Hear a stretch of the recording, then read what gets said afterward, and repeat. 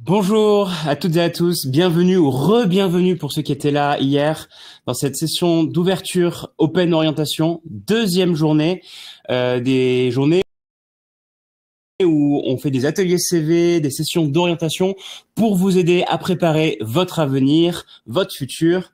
Le but, c'est vraiment de vous donner des clés pour savoir où avancer, quand et où aller. Hier, j'ai parlé des métiers, notamment du développement web. Aujourd'hui, cette session, qui durera 1 heure, sera sur les métiers de la data, avec toujours empêcher l'impact de l'IA sur ces métiers. Qu'est-ce que ça change au quotidien et qu'est-ce que ça va changer, qu'est-ce que ça veut dire pour les métiers du futur dans la data. Et aujourd'hui, j'ai l'honneur d'être accompagné à distance par Thomas l'ingénieur. Thomas, est-ce que tu nous entends? Absolument, bonjour à tous, bonjour d'Australie, puisque je suis basé à Sydney, donc il est 19 h pour moi, et bonne matinée à tout le monde. Voilà, donc un live avec les deux bouts du monde en simultané. Je suis à Paris dans les studios d'Open Classrooms et Thomas est à Sydney. Écoute Thomas, je pense que ça peut être bien déjà que tu commences par faire une petite présentation de qui tu es. Peut-être certains te connaissent déjà de YouTube, mais ça vaut toujours le coup de faire une présentation. Oui, avec plaisir. Donc je m'appelle Thomas, je suis ingénieur et pourquoi est-ce que je suis là sur ce live? C'est pour deux raisons, j'ai deux casquettes. D'un côté, je suis data manager au sein du gouvernement australien. Ça fait 10 ans que je travaille dans la data, donc je connais un peu le milieu. Et de l'autre côté, j'ai une chaîne YouTube sur laquelle je vulgarise pas mal de concepts liés à la carrière, notamment comment trouver un travail. Et quand on lit les deux, c'est un plaisir de pouvoir être ici aujourd'hui. Tu veux peut-être que je me présente un peu plus sur mon background ou est-ce que ça te suffit, Mathieu? Moi, c'est déjà pas mal. Dis-moi juste un tout petit peu, si je comprends bien, tu as un travail de jour au sein du gouvernement australien où tu gères une équipe dans le domaine de la data et un travail de soir ou de nuit, je sais pas, où tu es youtubeur, c'est ça? Absolument. Donc, de jour, j'ai une équipe actuellement de 3 data analystes, enfin, un data analyst et 2 seniors data analysts. Et de nuit, le matin, tôt avant le travail ou le week-end, je fais des vidéos, je fais du YouTube. J'ai commencé en fait il y a... Moi, d'où ça vient, c'est que je suis le premier ingénieur de ma famille. Et donc, j'avais aucun réseau quand je suis arrivé en école. Je savais même pas ce que c'était que le métier. Et donc, j'ai beaucoup galéré à l'époque pour trouver un travail, trouver des bons jobs dans des grandes entreprises, se faire un CV. Et à force de galérer, j'ai décidé d'aider les autres. D'abord des amis, puis après des étudiants. Et ça fait maintenant 6 ans que j'aide des étudiants et des jeunes à trouver du travail. Et ça, je le fais sur mon temps libre, en effet. Trop sympa. Eh ben ça c'est génial. On a un point commun, on est tous les deux vulgarisateurs et tous les deux les premiers ingénieurs de la famille aussi, je crois. Des choses qu'on a appris aussi bien à l'école que à titre personnel. Moi j'ai plus une spécialité dans le développement web. Les gens me connaissent sur Open Classrooms avec les cours que j'ai fait. Je connais les métiers de la data, mais je les ai pas forcément pratiqués. Et justement, je me disais, ça serait bien que ce soit toi qui aujourd'hui introduise pour notre public qui s'intéressent à la data, mais peut-être certains travaillent un peu dans la data, mais on va imaginer quand même que la plupart sont des gens qui voudraient s'orienter dans la data et qui ne connaissent pas ces métiers. Si tu étais en mode tuto pour débutants, quels sont les métiers de la data? Ok. Alors, il y a plusieurs facettes au monde de la data. On va commencer par l'aspect le plus simple, le point d'entrée de beaucoup de personnes. Et ensuite, je vais juste mentionner aussi des métiers qui sont un peu plus avancés, qui pourraient être le but, par exemple, de personnes qui ne s'y connaissent pas maintenant, mais qui vont passer par le premier, puis vouloir évoluer. Donc, le premier travail que l'on peut faire en data quand on est débutant, c'est ce qu'on appelle être data business analyst, c'est-à-dire analyser des données qui appartiennent à l'entreprise, qu'ils ont sur leurs consommateurs, sur différents jeux de données, et en découvrir des insights, c'est ce qu'on appelle en anglais, c'est-à-dire des informations qui vont aider à la prise de décision. Concrètement, c'est faire des analyses, c'est utiliser Excel, c'est utiliser des requêtes SQL, potentiellement utiliser des tableurs aussi pour visualiser. En fait, ce job de data analyst, on peut le décomposer en 2 aspects majeurs. Il y a l'aspect business intelligence, c'est-à-dire l'analyse elle-même, et l'aspect visualisation. Donc, dans les grands groupes, potentiellement, si vous cherchez un travail en data, vous pourriez être amené à être un visualization analyst, un analyste visuel, ou le job en général. Donc ça, c'est vraiment le métier sur lequel on commence. Et si ensuite il y a des questions dans le chat, n'hésitez pas, on pourra rebondir dessus. Une fois qu'on a fait ça, une fois qu'on est data analyst, on peut aller plus loin.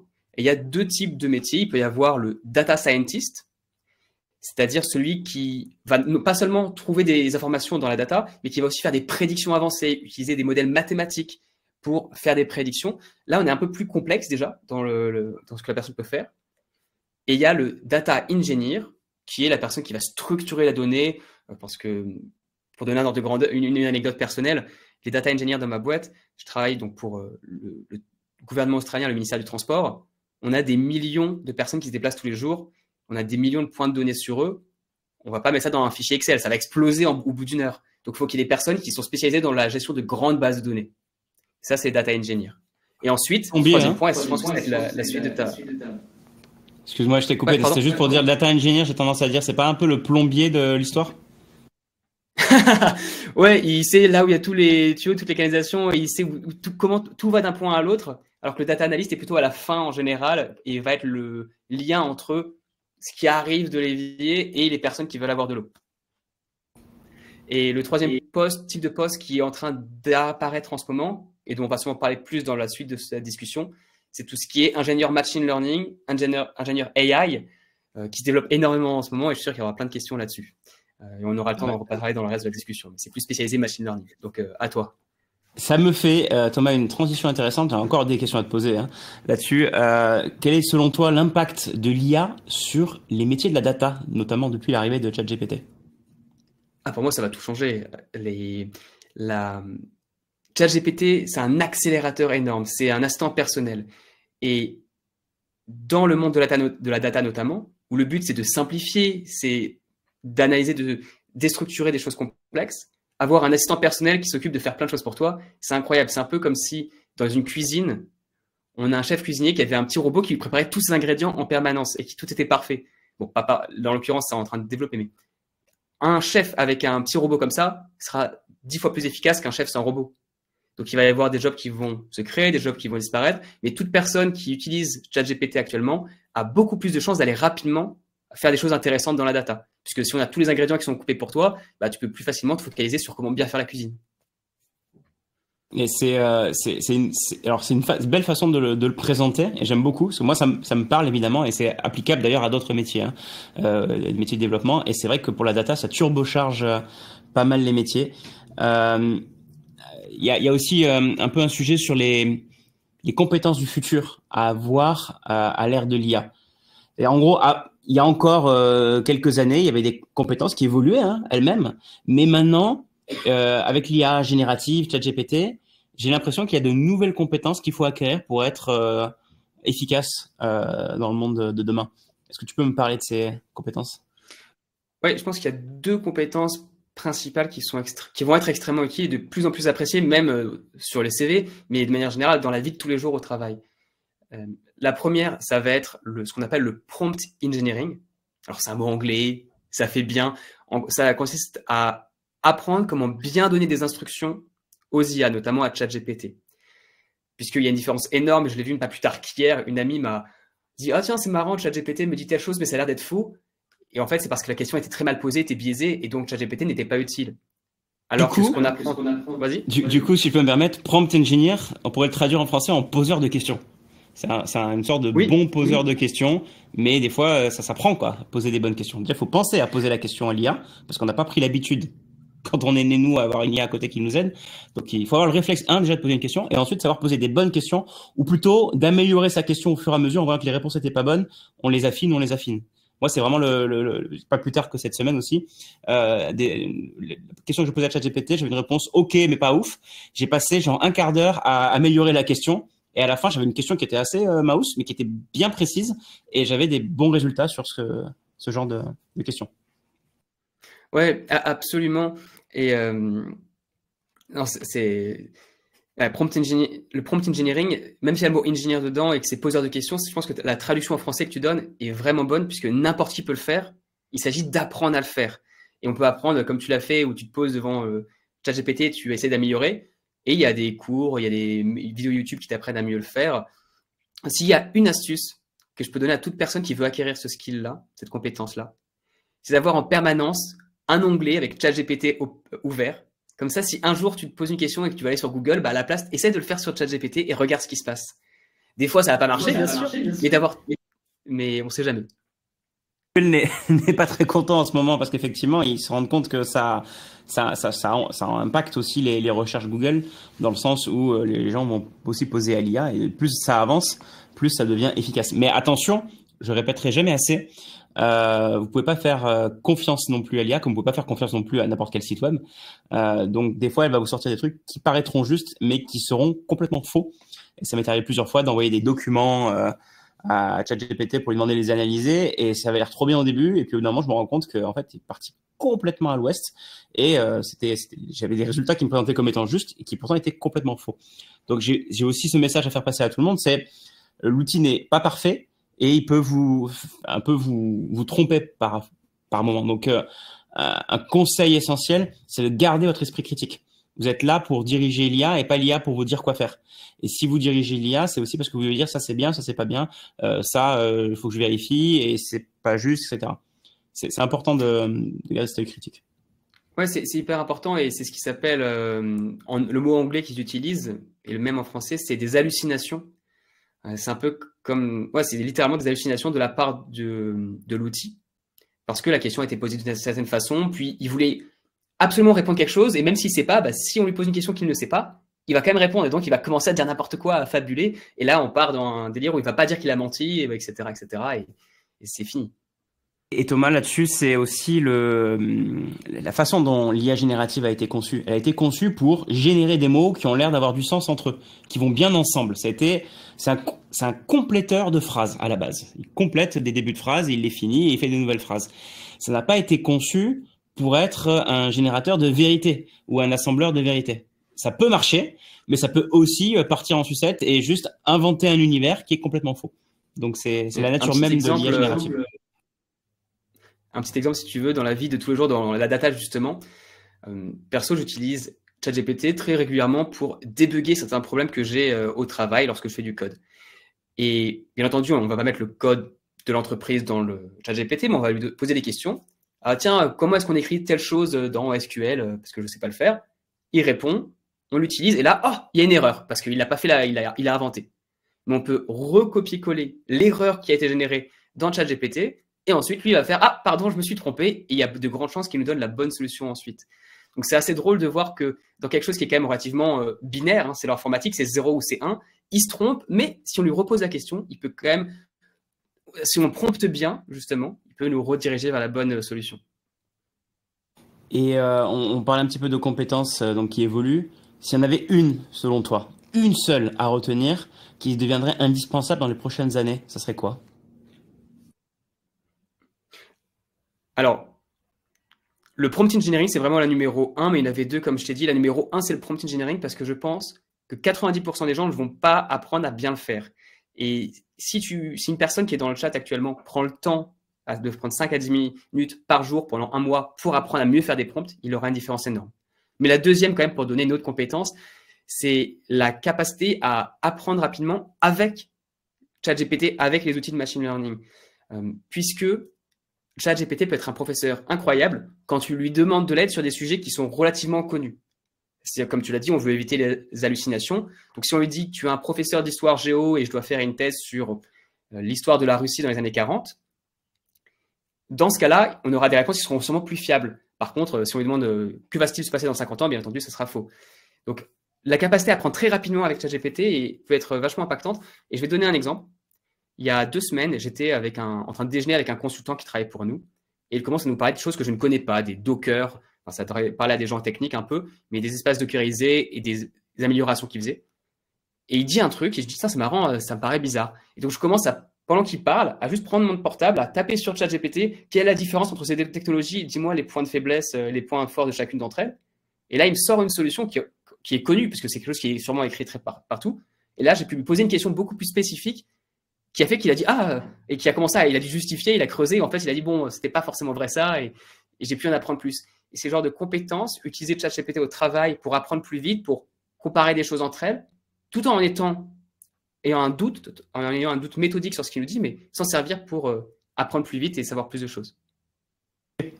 Et on parle de ChatGPT et je peux pas m'empêcher encore une fois de faire de la pub pour le cours que j'ai sorti il y a pas longtemps. Et peut-être qui est en studio peut rajouter le lien à nouveau. Je crois que je l'ai vu passer dans le chat. J'ai sorti il y a quelques mois un cours, ça s'appelle Utiliser ChatGPT pour améliorer votre productivité. Et c'est un peu dans le contexte professionnel, des exemples, comme, en gros, qu'est-ce que c'est ChatGPT pour débutants, bien sûr, et comment l'utiliser dans un contexte de développeur, de RH, dans la data, en tant qu'étudiant, etc. C'est vraiment un cours d'introduction, hein, j'insiste. Mais si vous savez pas par où commencer aussi sur l'utilisation de ChatGPT, que vous vouliez aller dans la data ou pas d'ailleurs, ce cours-là peut vous donner des premières bases. Voilà. L'instant pub est terminé. Je passe à la séquence suivante pour parler de la reconversion dans les métiers de la data. Parce que parmi les gens qui nous écoutent, il y en a sûrement pas mal qui se disent peut-être que je pourrais faire un métier dans la data, ça a l'air de recruter, ça a l'air peut-être même de bien payer, ça a l'air d'être le futur. Bon, parlons un petit peu de ça, de ces reconversions. Est-ce que tu pourrais nous donner, Thomas, des exemples concrets de la transformation de métiers traditionnels qui ont émergé aujourd'hui avec la data, avec l'IA, pardon. Ouais, bien sûr. Il y a beaucoup de métiers d'analyse qui sont en train d'évoluer au moment où on se parle. C'est-à-dire qu'il y avait des personnes avant, et c'est un job que j'ai fait en commençant ma carrière, où ton job, c'est d'aller prendre des rapports d'autres entreprises, des rapports d'analyse financière ou de performance, et de les lire, et ensuite de faire des résumés qui allaient servir pour les managers, pour prendre des décisions, encore une fois. Avec l'intelligence artificielle, ce type de rôle évolue. Il ne s'agit plus de faire des résumés, d'être bon donc en synthèse et en écriture, etc., mais d'être beaucoup plus fort dans l'utilisation justement de ces intelligences artificielles pour décaler ce que l'on fait à purement un résumé, à aller voir là où il y a le plus de valeur et à montrer les informations les plus pertinentes très rapidement. Et donc, on peut faire beaucoup plus de choses en beaucoup moins de temps. Ça, c'est juste sur l'aspect dans les jobs qui existent actuellement. Il y a, on va dire, 10 à 20% de chacun des jobs qui est en train de se transformer, de s'automatiser en partie grâce à ces intelligences artificielles. Et moi, j'en parlais avec toi juste avant que démarre le live, mais il y a des consultants qui étudient la question et qui sortent des grands chiffres, mais qui donnent une petite idée de vers où on va. Le cabinet McKinsey évalue que sur l'ensemble des métiers, 30% des heures de travail seront automatisées par l'IA en 2030. Il me semble qu'il y a un truc comme ça. Donc, ça veut dire que derrière, ça va libérer du temps pour faire d'autres choses. Et donc, ça va peut-être faire émerger de nouveaux métiers aussi. Mais ça veut dire qu'on ne fera pas en 2030 exactement la même chose qu'on fait aujourd'hui. Ça veut dire aussi que ce que vous apprenez aujourd'hui va vous être utile peut-être aujourd'hui, demain, mais peut-être pas après-demain.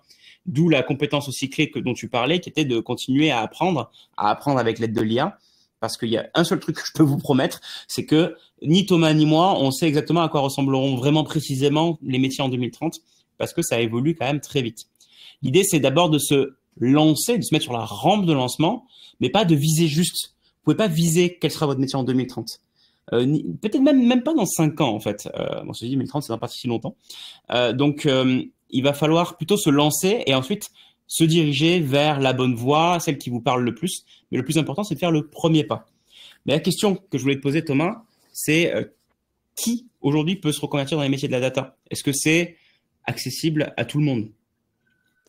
Alors, je pense que c'est accessible à n'importe qui, même s'il y a des types de profils qui vont être plus à l'aise avec les métiers de la data.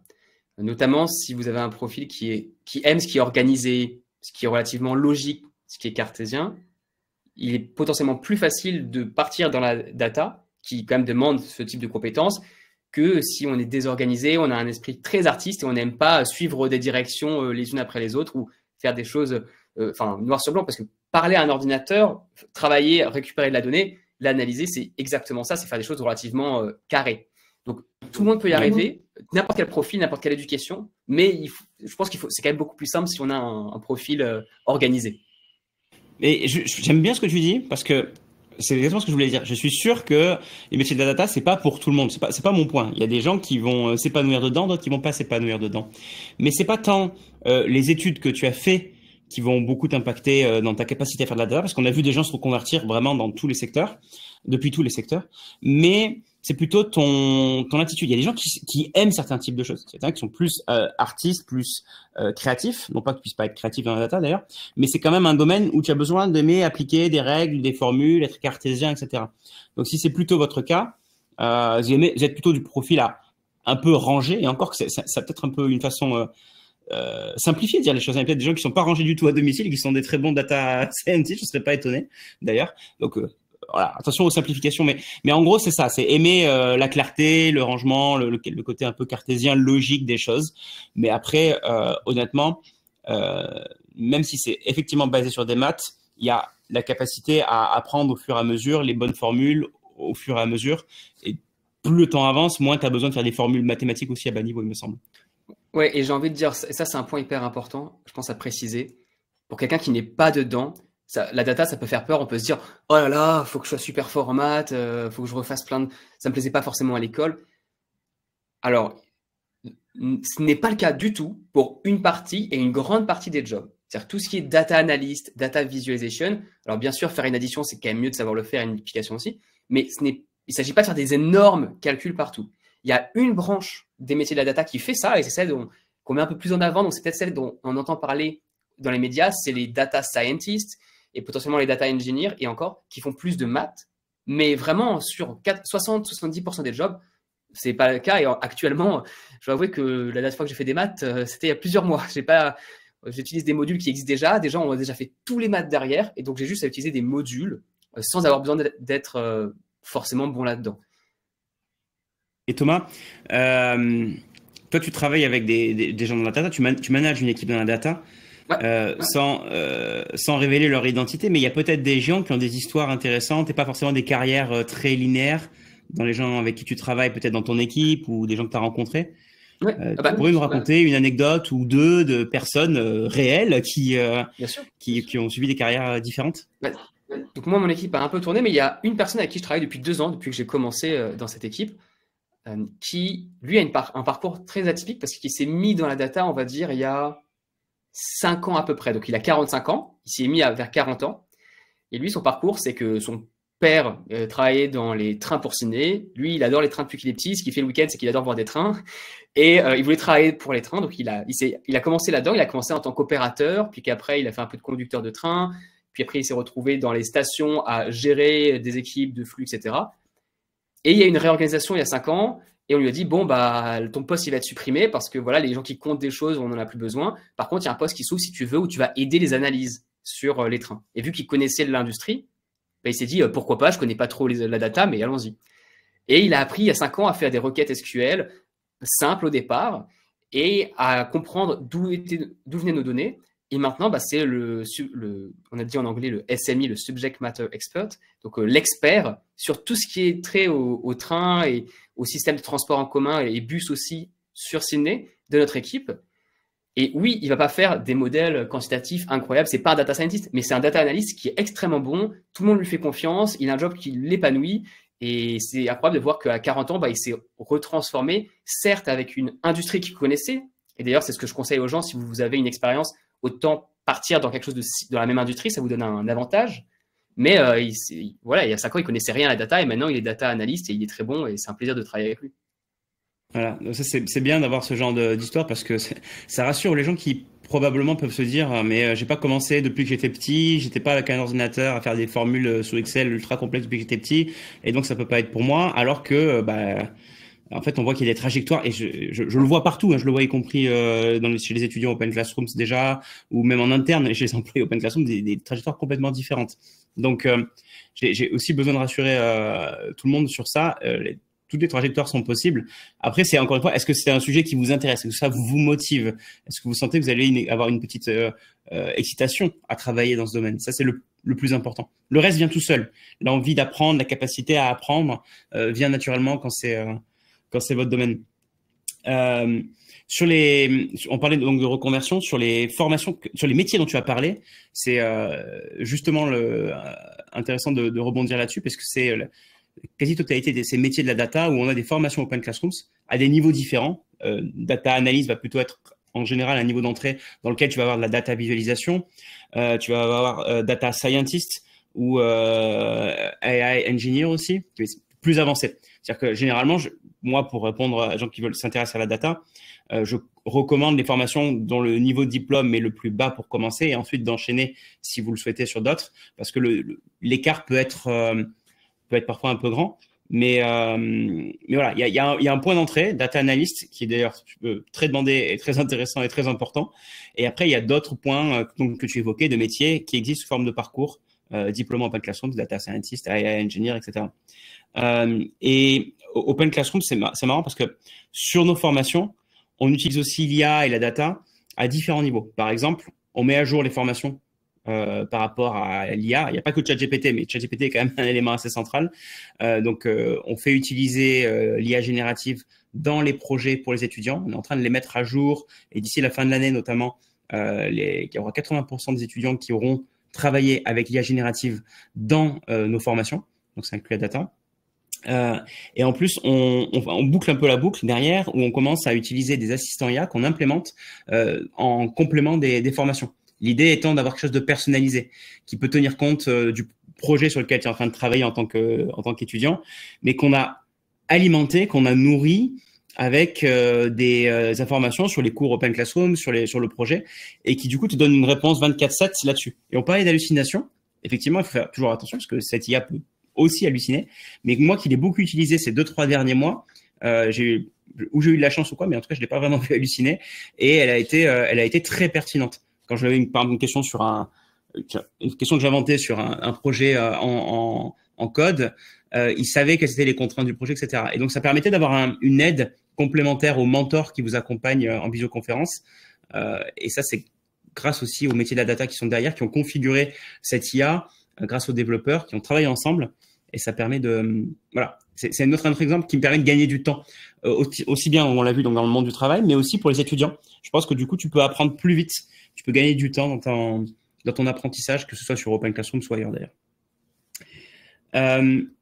J'aimerais rebondir, voilà, sans transition, là j'ai pas de transition géniale à trouver, mais j'aimerais parler de trouver son premier job, parce que les gens ici se disent ok, peut-être que je vais faire une reconversion, apprendre des métiers de la data, etc. Mais faudrait un petit peu parler maintenant de la réalité du marché du travail tel que toi tu l'aperçois. Alors toi, je sais, tu es en Australie, bon, mais tu as quand même des racines en France et des contacts, j'imagine.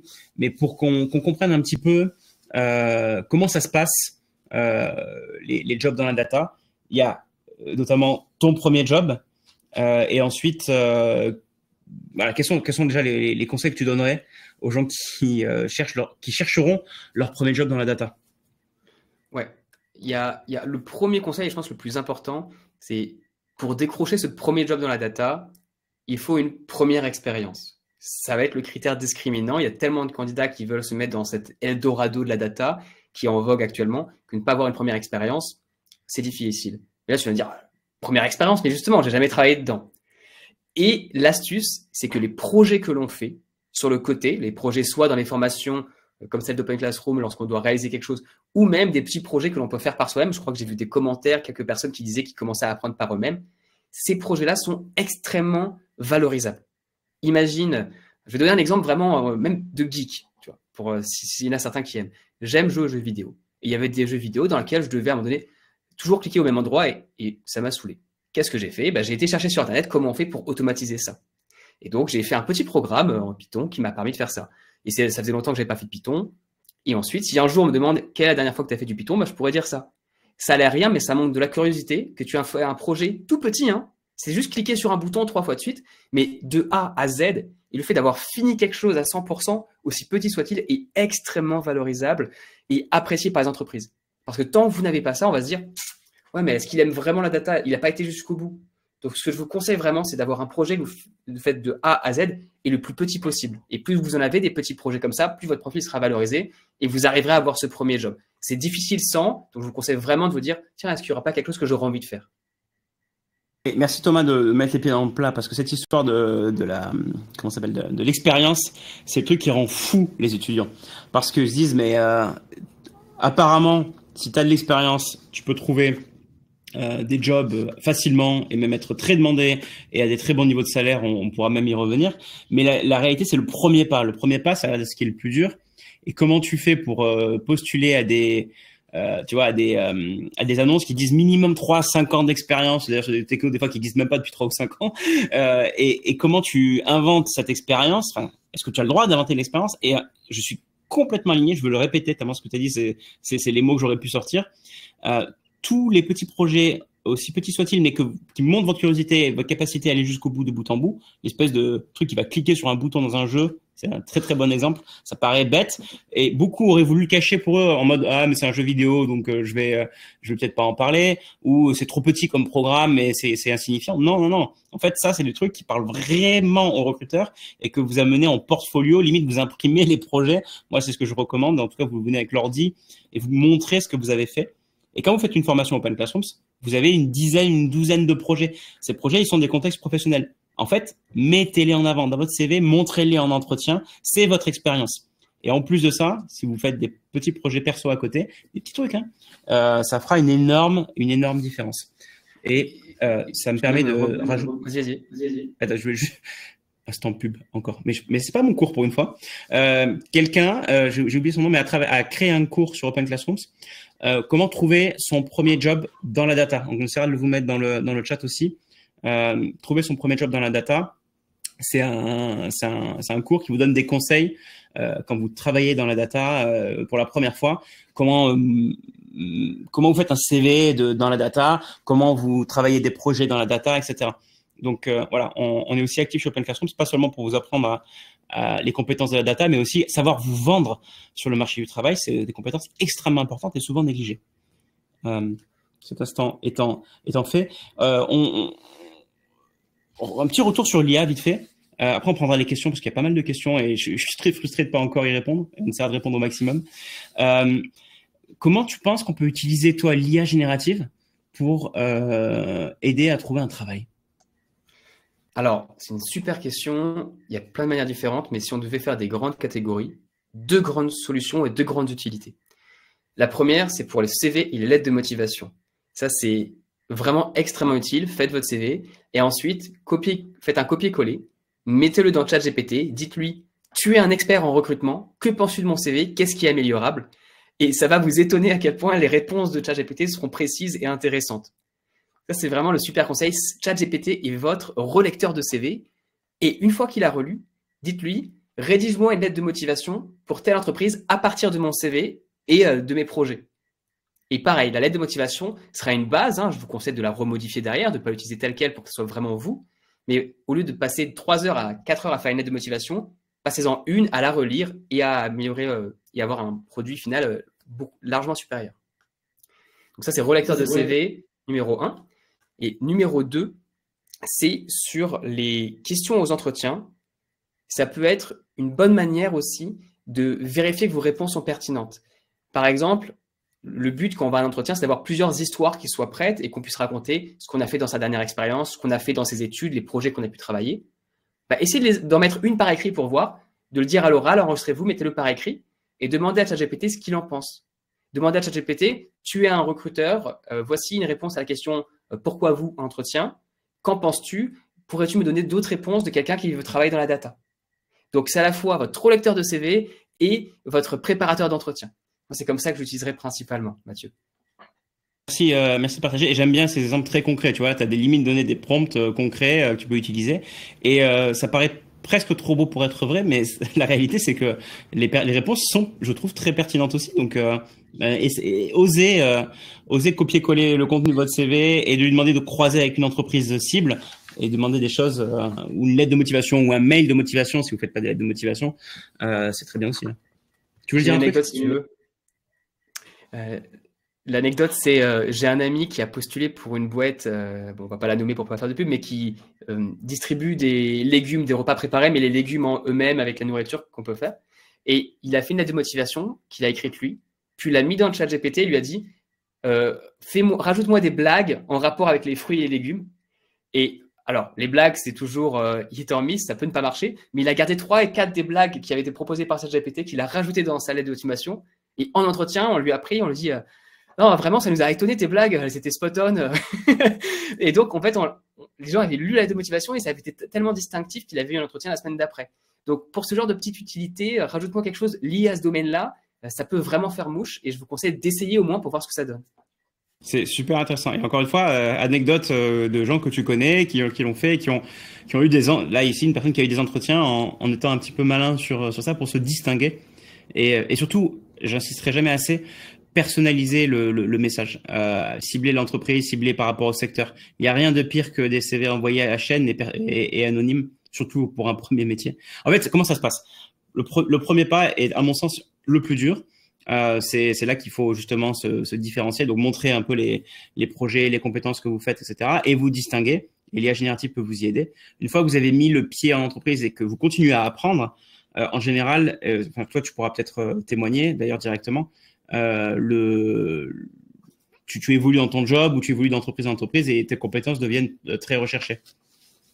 Je ne sais pas si tu as des anecdotes aussi à raconter aussi de comment toi tu es demandé sur le marché du travail. Oui, alors personnellement, j'imagine que c'est différent qu'une personne qui commence, mais donc j'ai 10 ans d'expérience et je reçois des offres, enfin j'ai des recruteurs qui me contactent à peu près toutes les 10 jours, je dirais. Avec des offres qui sont très intéressantes, très intéressantes. Je reste parce qu'actuellement j'ai un travail qui m'intéresse, qui me passionne, mais j'ai des offres qui sont sérieusement vraiment fortes et ça fait réfléchir. Donc oui, c'est actuellement forte. Le marché est chaud. Dès qu'on a de l'expérience, c'est chaud. Excuse-moi, Thomas, je t'ai coupé, mais tu dis c'est des offres très fortes. C'est quoi une offre forte que tu reçois? Ça veut dire quoi?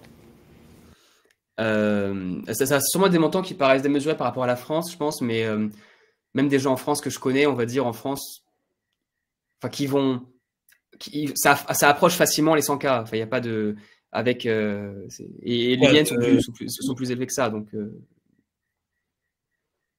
100 000 euros, 200 000 dollars australiens, oui. Je sais plus. Non, 100 000 euros, ça fait 100. Il y a des offres qui sont à plus de 160, 170, 180K dollars australiens, ce qui fait 120 000 euros. On n'est pas joueur de foot non plus avec un salaire impossible. Non, mais tu me demandes, je dis la vérité, j'ai pas de problème avec l'argent parce que je suis anglo-saxon maintenant, hein, mais c'est les genres d'offres qui peuvent passer. Après, ça après 10 ans. Après 3 ans, 5 ans, je dirais que c'est beaucoup plus bas, bien entendu, mais il y a un potentiel énorme pour quelqu'un qui se passionne par ça. Et je reviens à l'exemple de l'analyste qui travaille pour moi, par exemple. Son revenu a augmenté de, je crois, 30-40% entre le moment où il était sur son ancien travail, où il était dans la station de train à faire des choses plutôt manuelles. Train, là. Ok, d'accord. Ouais, et le moment où il est passé en data analyst chez nous. Donc il y a vraiment des possibilités. Et un bon moyen de démarrer, de mettre le pied à l'étrier, qu'on recommandera jamais assez, c'est l'alternance. Je ne sais pas dans quelle mesure c'est développé en Australie, mais en France, en tout cas, on a la chance d'avoir pas mal de vent dans le dos d'entreprises qui veulent aussi recruter en alternance. Donc, pour mettre un premier pied à l'étrier, c'est vachement intéressant pour l'entreprise et pour la personne. Donc, il faut juste trouver l'entreprise, savoir se vendre quand même dès le début. Mais si vous hésitez aussi sur le moyen de trouver un financement pour votre formation, j'ai tendance à recommander l'alternance de plus en plus, quel que soit le métier, parce que vous avez un peu de job en parallèle d'un peu de formation, alors sur une durée un petit peu rallongée du coup. Et c'est un excellent moyen d'avoir déjà de réussir sa formation, parce que d'après nos statistiques, les étudiants qui réussissent le mieux sur Open Classroom sont ceux qui le font en alternance. C'est plus de probabilité d'aller jusqu'au bout, parce qu'ils sont motivés par le job en alternance en parallèle, et ce sont ceux qui trouvent un travail le plus vite aussi derrière, de l'ensemble des étudiants. Donc l'alternance, c'est vraiment un bon combo en général pour celles et ceux qui s'intéressent à la reconversion dans la data ou dans d'autres métiers. Je crois que j'ai fait un petit peu le tour des différentes thématiques que je voulais qu'on aborde, et je voulais prendre les questions de l'audience. Alors, on s'est dit qu'on allait peut-être en faire au fur et à mesure, on l'a pas trop fait. Mais là, je vais regarder un petit peu dans le chat, aussi dans la section questions. Je vous promets une chose, c'est que je pourrais pas répondre à tout le monde avec Thomas. Il y a trop de questions. Mais on va essayer de prendre des trucs dont on n'a pas parlé ou pour compléter un petit peu. Donc, c'est le moment de l'échange. Il nous reste une vingtaine de minutes avant la fin de ce live. Et c'est vraiment le moment où voilà, il faut que vous lâchiez. Vous posiez vraiment les questions qui vous passent par la tête. N'ayez pas peur. Il n'y a pas de questions bêtes. J'insiste toujours là-dessus. Demandez-nous ce qui vous préoccupe. Alors, je regarde un petit peu dans le chat, et toi aussi, Thomas, si jamais tu vois des trucs, tu peux aussi tout à fait réagir. Alors, j'ai une question perso. Je suis indécis quant à ma carrière dans le domaine de l'informatique. Par conséquent, je ne sais pas par où commencer. Dois-je envisager une licence info, un DUT, un BTS ou autre? Alors, c'est une question plus générale, peut-être pas spécifique à la data, mais bon, la data, ça reste de l'informatique un peu comme tout. Est-ce qu'il faut commencer par une licence, un DUT, un BTS ou autre? Alors, j'ai envie de te dire, il n'y a pas de bonne, enfin, à mon avis, hein, après tu compléteras Thomas si tu veux, il n'y a pas de bonne ou mauvaise réponse là-dessus. il faut se lancer. Il est probable que avec un niveau bac plus 2, 3, vous puissiez commencer à trouver des premiers jobs et après, vous aurez peut-être un peu besoin de vous spécialiser encore après. Mais c'est un moyen de se lancer le pied à l'étrier, à mon sens. En tout cas, voilà, les approches sont très légèrement différentes en fonction des filières. Mais le plus important, c'est de se lancer et d'ajuster, à mon sens. Et je rajouterais que le gros avantage de la data comme industrie, il y a énormément d'autodidactes et c'est connu. Genre, il n'y a pas un médecin qui va être autodidacte, il n'y a pas un avocat qui va être autodidacte qui ne va pas avoir fait de formation. Donc, le fait d'avoir fait une formation ou une autre, c'est pas discriminant. Tu peux vraiment avoir n'importe quel travail qui est accessible tant que tu fais des projets, que tu es bon, que tu acquiers en compétences et que tu montes au fur et à mesure. Ça, c'est vraiment un énorme avantage du domaine de la data. Donc, je te rejoins là-dessus, Mathieu. Et je réenchaîne, alors je vois qu'on en a déjà un peu répondu, mais Sarah de poser des questions concrètes sur des tâches qui sont effectuées par les métiers de la data. Je sais pas s'il y a des trucs top secrets dans les trucs gouvernementaux dans lesquels tu travailles, mais si tu pouvais illustrer les genres de questions des questions de métier qu'on te pose, et toi ce que tu fais du coup pour y répondre. Oui, bien sûr, je peux donner des exemples qui sont grand public, il n'y a pas de souci. Par exemple, récemment, il y avait un council, donc on va dire une petite ville autour de Sydney qui nous a contactés car ils avaient un budget pour refaire des abribus et les aménager pour les personnes en situation de handicap. Et donc, c'était une commune avec plusieurs abribus et ils nous demandaient où est-ce qu'il y a le plus de bus, d'activités et notamment lesquels sont les plus utilisés par des personnes en situation de handicap. Et nous, on avait une partie de ces données-là et on a pu leur donner des réponses pour qu'ils puissent allouer le budget et rénover celles qui étaient qui allaient impacter le plus de personnes. C'est le genre de questions qu'on peut me poser de temps en temps. Mais ça permet d'illustrer très concrètement. C'est que on se demande où est-ce qu'on fait des aménagements pour des personnes en situation de handicap au niveau des abribus. On peut pas le faire sur 100% des abribus. Et donc, avec les informations, l'ensemble des données de transport dont vous disposez, vous arrivez à raconter une histoire, à donner du sens en disant, les abribus les plus fréquentés matin et soir, c'est cela. Et donc, si vous avez un budget de temps, en gros, on vous recommande d'aller mettre en priorité ces abribus, quoi. C'est ça ? Absolument, absolument, tu as tout compris. Sinon, on avait des questions aussi sur alors, on revient un peu sur l'IA. On parle beaucoup de ChatGPT, mais il y avait des questions sur quels sont les autres outils liés à l'IA que tu peux utiliser dans la data de ton côté. Les différentes IA que je vais utiliser, j'en utilise deux principalement et une troisième de temps en temps. Donc, ChatGPT, j'ai la licence pro parce que c'est vraiment hyper utile dans mon travail et pour même vérifier plein de choses. J'utilise Midjourney qui est, il y a DALL-E 2, c'est de l'IA générative d'images. Je m'en sers ça principalement parce que je suis sur YouTube et donc je suis pas un graphiste de base, ce qui fait qu'avoir des arrière-fonds qui sont très bien comme ça m'arrange énormément. Et en troisième, j'utilise par moment Bard uniquement pour sa capacité à traiter de l'information récente. Alors, on peut le faire avec Midjourney, il y a des plugins aussi, c'est une autre discussion. C'est juste que c'est plus rapide pour moi, j'ai pas encore appris à le faire et donc j'utilise Bard par moment. Et en parlant de Midjourney, je faisais la blague hier, mais le fond que vous voyez derrière moi a été créé par Midjourney, par notre équipe multimédia chez Open Classrooms. Donc en fait, déjà, c'est pas chez moi, voilà, je suis dans un studio. Et pour info, voilà, je crois que les gens voient maintenant. On projette une image, mais cette image, avec un effet de fond, de profondeur, a été créé par Midjourney et par Photoshop AI.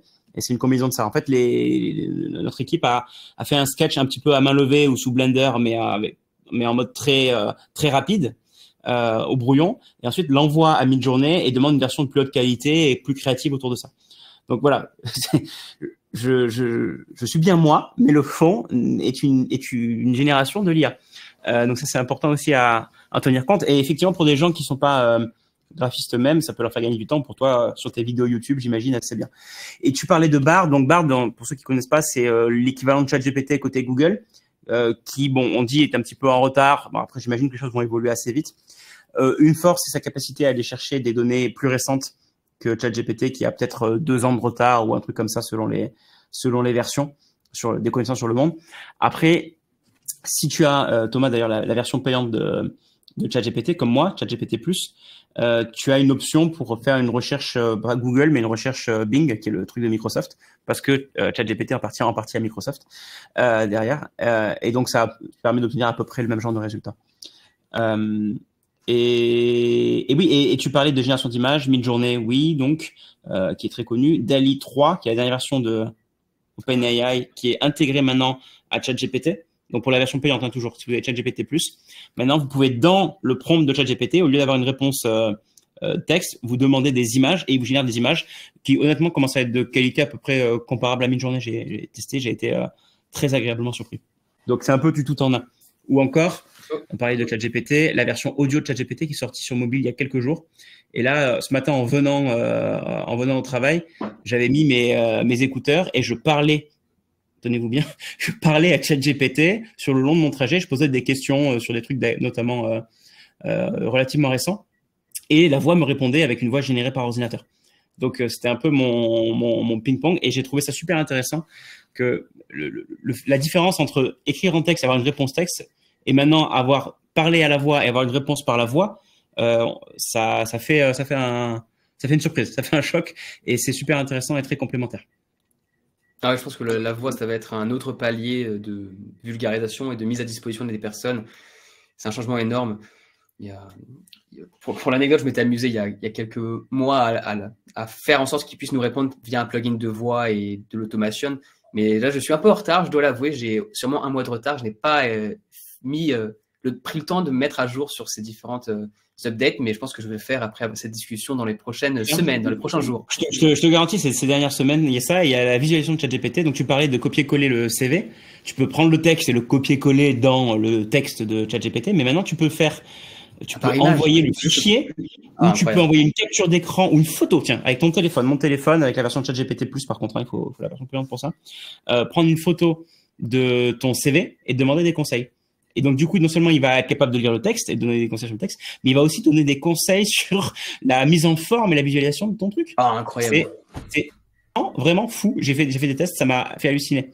J'ai pas fait sur un CV, mais j'ai fait je disais hier, sur une photo des arbres dans mon jardin. Il y en a qui sont pas en bon état. Je demande c'est quoi cette espèce d'arbre et pourquoi est-ce qu'il est en train de mourir. Et figure-toi que je savais quelle était la réponse, que j'avais fait travailler des spécialistes et il avait la bonne réponse. Il a trouvé l'espèce juste avec une photo et en disant ah ouais là les branches elles sont pas de bonne qualité et tout, et ben faut regarder si c'est pas des champignons et ça s'appelle comme ça les champignons et tout ça. C'était vrai. Vraiment j'ai des chocs réguliers. Voilà. Qu'est-ce qu'on a comme question alors? Vas-y, n'hésite pas si. Et si vous avez des questions, justement, n'hésitez pas à les mettre. Donc là, je crois que tu as commencé depuis le début. Si vous avez des questions, n'hésitez pas à les retaper maintenant en bas. Comme ça, on va les avoir en bas du chat et ce sera plus facile pour nous de regarder. Je remonte et tout, mais il y a tellement de trucs. J'adorerais. Donc là, c'est celui qui va parler le plus vite et le plus fort. Celui ou celle d'ailleurs.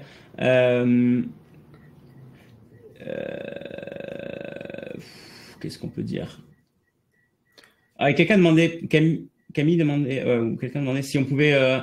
Si le prompt engineering, c'était une discipline ou un métier? C'est plus une compétence, je dirais. C'est une compétence qui est sûrement sous-estimée d'ailleurs, mais qui est. Voilà, il y a des choses, des fois, dans la vie, c'est sous-estimé et il faut en prendre avantage. C'est une compétence. Il y a plusieurs moyens de la développer. Comme tu l'as dit, tu peux le faire par toi-même. Tu peux regarder des vidéos YouTube. Il y avait un très bon Discord qui était celui justement de ChatGPT lui-même, où il y avait des chats spéciaux pour ceux qui veulent, qui discutent des meilleurs prompts qu'ils ont. Et rien que passer 20 minutes sur ce chat-là va t'apprendre beaucoup plus que pas mal de vidéos parce que tu vois les meilleurs prompts actuels et ça peut donner beaucoup d'idées. Donc, c'est une compétence qui se travaille. C'est une compétence qui se travaille. Je suis d'accord avec toi, d'ailleurs, j'appuie là-dessus. C'est vraiment une compétence, c'est pas un métier. Il y a des journaux qui commencent à s'exciter en disant le métier du futur, c'est prompt engineer, ça va payer 200 000 euros, 300 000 euros, 1 million d'euros, j'en sais rien. On voit de tout. Et d'ailleurs, il y a des offres des montants complètement délirants dans la Silicon Valley. Ça, c'est un effet de mode, je suis à peu près sûr.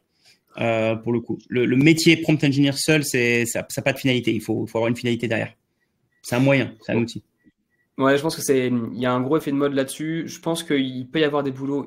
Non, mais je crois que j'avais regardé cette annonce-là dont tu parles. Il y en avait une qui était sortie pour faire un peu la pub.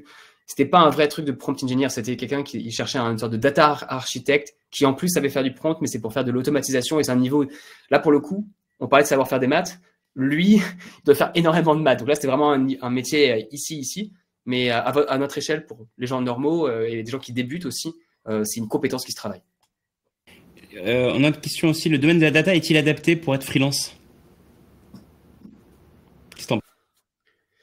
Je pense que oui. Alors, c'est une réponse à prendre avec des pincettes puisque je n'ai pas d'expérience de freelance là-dedans, même si des amis à moi le sont. Ce que je dirais, c'est que tous les gens que je connais qui ont réussi à faire du freelance en data, et du freelance tout court d'ailleurs, ont une expérience d'au moins 3, en général 5 ans derrière. Pas à faire au départ. Je suis pas du secteur, mais tu peux démarrer tout de suite en freelance. Bien sûr, il faudra toujours des contre-exemples de gens qui vont y arriver, mais un peu plus simple d'avoir eu une expérience en entreprise et ensuite de se retrouver freelance. Et là, pour le coup, ce sont des gens qui effectivement sont bien autonomes et voilà. Ça, c'est en plus une façon de travailler. Il y a des gens à qui ça convient et des gens à qui ça ne convient pas. Question un petit peu de diversité parce que on est 2 hommes sur scène et il y a des femmes qui nous regardent, qui se demandent, on parle de la data et quelle est l'état de l'art, la parité dans ce secteur? Qu'est-ce que tu peux me dire sur la répartition homme-femme? Et est-ce que tu as des exemples aussi de femmes dans la data qui travaillent? Qu'est-ce que, Ouais, voilà, bien quelles sûr. sont nos histoires? Enfin, personnellement, je pense que ça change rien. Je veux dire, il n'y a pas de. En data, tout le monde est égaux. Et pour des exemples, ma manager est une femme. On a beaucoup.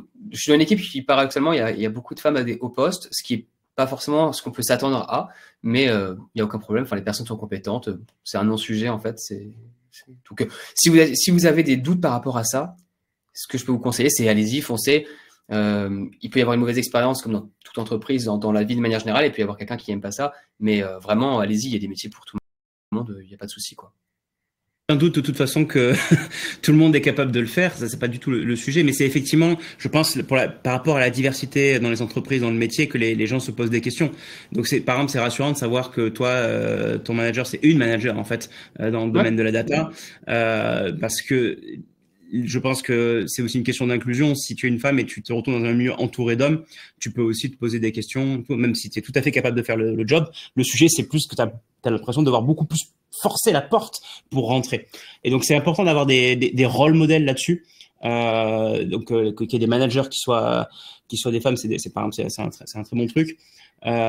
Qu'il y ait des gens dans la data qui présentent leur métier, qui soient mentors Open Classrooms ou qui soient profs sur nos formations. Je sais qu'on essaye de les mettre en avant aussi parce que c'est essentiel aussi pour avoir des rôles modèles. Les gens ont besoin de rôles modèles avant même de se lancer, de se dire mais est-ce que je vais fitter dans ce monde-là? Pas tant parce que je suis capable de le faire. Moi, je suis convaincu que tout le monde est capable d'apprendre tant que tu es motivé et tout. C'est juste, est-ce que le milieu a l'air suffisamment accueillant? Et puis, est-ce que je peux parler des gens qui me ressemblent un petit peu aussi pour... t'en as besoin, en fait. Je pense que c'est un truc humain.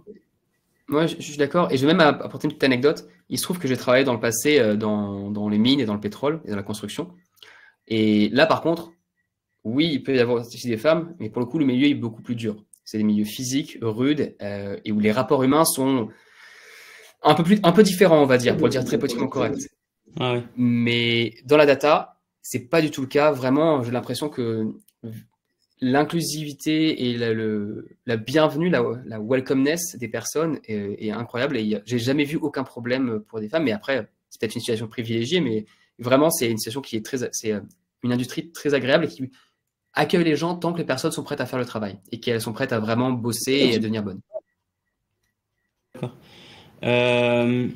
L'analyse de CV et autres documents est-elle possible avec la version gratuite de ChatGPT ou une autre IA?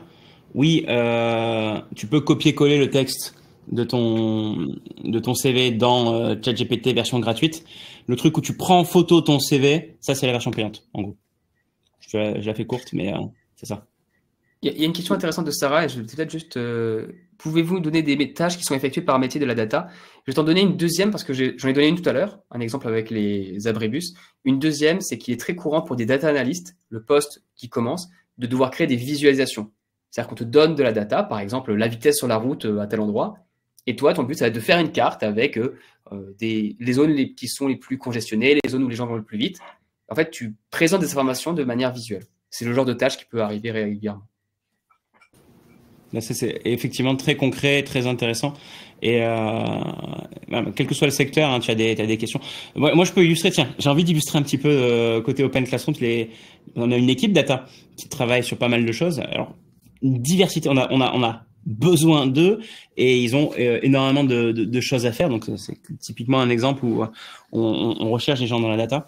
En ce moment, les questions qu'on se pose, c'est aussi d'analyser les différents types de profils sur Open Classroom. C'est la vitesse d'avancement. Donc, je parlais de vitesse. Est-ce qu'en gros, on donne assez de soutien à des profils qui sont demandeurs d'emploi, qui sont issus de zones où il y a de plus faibles revenus, ou des gens qui ont peu de diplômes au départ. Et on aime comparer un petit peu la vitesse, la progression de ces gens-là. Et est-ce qu'ils arrivent au bout? Est-ce qu'ils ont un job à la fin? Et donc, c'est le genre de truc qu'on fait et qu'on va faire. Je serai cet après-midi au bureau d'Open Classrooms avec le comité de mission d'Open Classrooms et on va faire venir notre manager de data, notre VP data chez Open Classrooms, qui va échanger et nous partager son analyse sur les vitesses de progression des différents étudiants. Ça va nous aider peut-être à mettre en place des initiatives derrière pour mieux accompagner les étudiants qui en ont le plus besoin. Ou peut-être pour faire des pubs à destination de certains profils qui ne se viennent pas assez sur Open Classrooms et qui pourtant pourraient en bénéficier, notamment des personnes en situation de handicap ou des réfugiés. C'est partie des publics qu'on essaie de cibler aussi chez Open Classrooms. Et donc, voilà, un peu le genre de truc très concret avec la data où on en a besoin. Et c'est des gens qui vont extraire dans des énormes quantités de données et qui vont essayer de donner du sens à ça. Et pour les visualisations, Tableau, Power BI reviennent souvent. Chez Open Classrooms, on utilise pas mal Tableau, effectivement. C'est pas le seul, hein, mais c'est des outils qui reviennent très, très souvent. 10h57. Bon, peut-être on va prendre une dernière question avant de conclure, Thomas. Avec plaisir. Question générale, mais importante. Dans quel secteur peut-on exercer les métiers de la data? La réponse, c'est tous les secteurs. La vraie réponse, c'est tous les secteurs. Et c'est justement un énorme avantage, c'est que tous les secteurs vont se digitaliser de plus en plus et CIifier de plus en plus.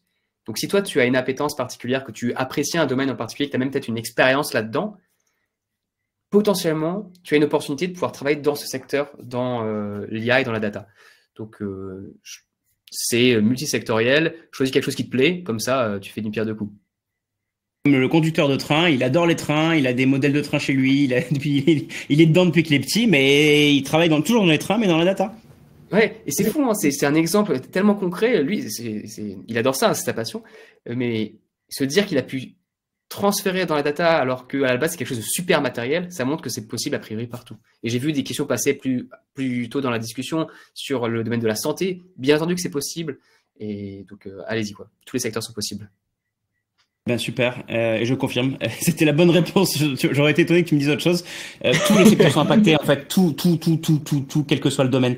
Donc, ce qui est cool, c'est une bonne nouvelle, c'est que tu peux travailler dans la data dans le secteur qui te passionne. Si toi, c'est l'avion, l'aéronautique ou quoi, ou c'est ça. Si c'est la préservation de la nature, etc., tu auras absolument besoin de data analyst sur ces secteurs-là aussi. Donc, il y a de quoi faire pour tout le monde. Merci infiniment, Thomas, de prendre du temps avec nous. Je sais que c'est la fin de la journée de travail chez toi, hein, parce que tu es assigné, donc il doit être 20h maintenant, peut-être à peu près. Donc, merci d'avoir pris le temps de répondre aux questions avec beaucoup de transparence, beaucoup de sympathie. On rappelle que tu as une chaîne YouTube, il s'appelle Thomas l'ingénieur, où tu partages justement la réalité du domaine de la data et ton expérience. Donc, je vous invite à souscrire à sa chaîne si vous voulez en savoir plus sur l'actualité de Thomas. Et quant à moi, je vous remercie déjà d'être venu dans ce live d'ouverture de cette deuxième journée Open Orientation. Et je vous donne rendez-vous dans pas très longtemps. Là, c'est dans peut-être 1 heure ou tout de suite. Voilà, dans quelques minutes avec Charlène Friand, qui est responsable des programmes pédagogiques chez Open Classrooms, qui va vous montrer en détail les formations dans la data d'Open Classrooms, data analyst, data scientist, etc. Je vous en ai parlé, mais elle va vous renseigner avec beaucoup plus de détails que moi. Merci à toutes et à tous. Bonne journée et je vous souhaite une bonne continuation et bon apprentissage. Merci à tous.